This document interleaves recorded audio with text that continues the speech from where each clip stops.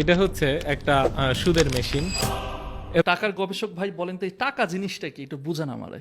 এটা হচ্ছে একটা সুদের মেশিন এবং এটার মালিক আপনি নিজেও না, এটার মালিক অন্য কেউ।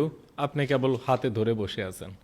আমরা সকাল থেকে রাত পর্যন্ত এটার জন্য খাটি, কিন্তু এই জিনিসটা আসলে আমার না। মনে করেন এই যে টাকাটা, এই টাকাটার গায়ে যদি দেখেন আপনারা লেখা যে Bangladesh bank note, Bangladesh bank এই টাকাটা ছাপায়। তারপরে এই টাকাটা সে কি করে? দান খরচ করে না, obviously না। তাহলে এই টাকাটা বাংলাদেশ ব্যাংকের ভল্ট থেকে আপনার হাতে কিভাবে আসলো? আপনি তো চুরি করেন নাই, আমিও চুরি করি নাই।